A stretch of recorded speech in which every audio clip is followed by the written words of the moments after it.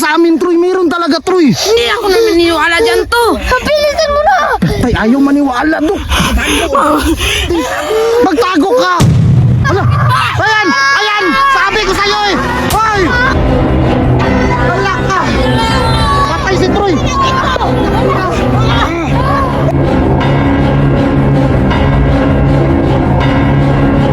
Dok! Kinuha na, Dok! Halika kayo dito! Kinuha na yun! Hoy! Dok! Alis ka na dyan, Dok! Hayaan muna natin yan! Halika dito! Hala! Kinyayan mo! Sabi ko sa iyo eh! Kawawa yung bata oh! Takbo!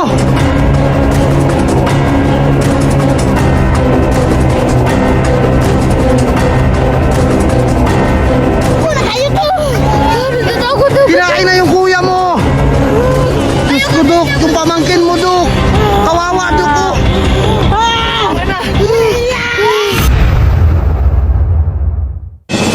Dok! Tulungan natin, Dok! Troy! Kuya! Troy! Hala ka! Troy! Dok, paano na to, Dok? Yung pamangkin mo, Dok, kinain na talaga, Dok oh!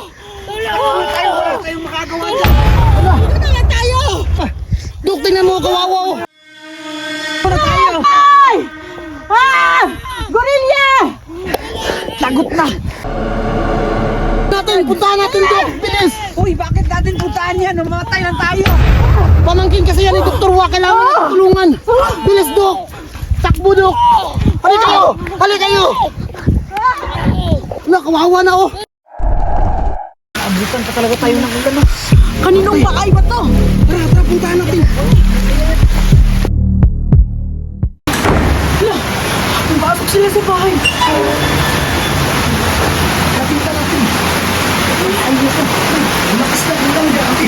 Kaya nga, baka bahay niya to! Bahay na siguro to, pre. Dok, halika, Dok! Masok sila dito, Dok! Ano nga, Dok? Talagot, may kinain. May kinain! Baka kinain na yung kuya mo. Huwag naman. Tuwawa naman yung kamangkin ko. May kinain! Kinain talaga! Tayo na. Uy, baka makita kayo dyan!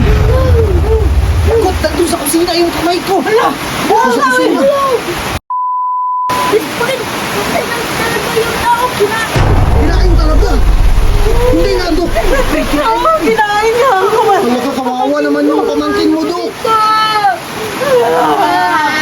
Uy, huwag kayong maingay! Baka kayo na naman yung hapunan niya! Saan niyo, Dok? Ha?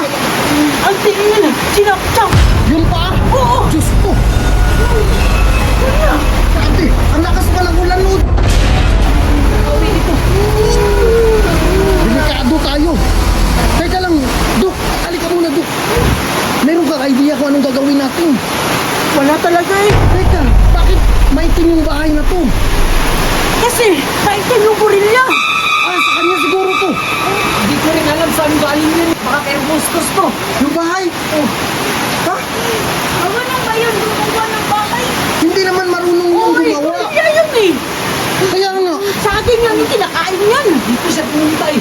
Ba't alam niya itong lugar? Ito! Baka pinakain na yung may-ari dito! Siguro! Tingnan niyo ulit, Dok! May saging pa dito. Oo. Kay Bustos to. Wala ka! Sa kanya talaga yan.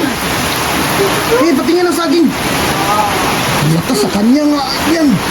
Baka hindi na saging ang gusto niya. Tao na talagang gusto niya eh. Huwag naman!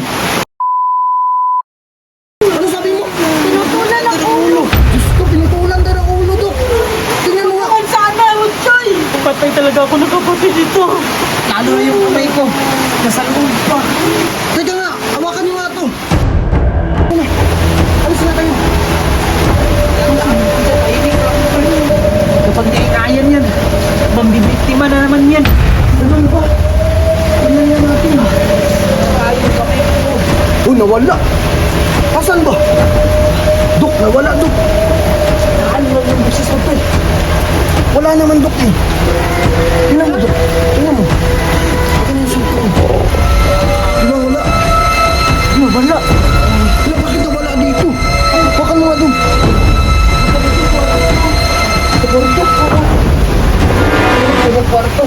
Oh, meron kwarto. Dalawa. Tatlo. Tatlong kwarto. Patay to. Baka puno na yung tatlong kwarto ng bata. Baka dito niya nilagay yung mga biktima. Dito niya dinala lahat. Dito niya rin sinachap-chap at kinakain. Ibig sabihin, ito yung hideout niya. Siguro. Hindi ko rin alam na may hideout pala si Arbustos. Pre, naku pre, yung alaga mo pre. Tingnan mo, dito niya dinala yung mga taong nabibiktima niya. May tinatago pala siyang bahay. Pero bakit nakakagawa ng bahay yung unggoy? Di ba? Sabi ng teacher natin, naunggoy talaga tayo. Galing tayo. Oo, galing tayo sa unggoy. Galing tayo sa unggoy. At nagiging tao. Totoo ba yan? Oo. Yung mga ginagawa ng mga tao, gagawin din ng mga unggoy. Grabe, ang laki pala ng bahay ng unggoy. Kamay ko. Uy, dalang pre! Hindi ako okay, pre. Ang sakit ng kamay ko. Naubusan na kasi ito ng dugo, uy. Kinain na natin siya. Ito. Bakit? Hala, hala!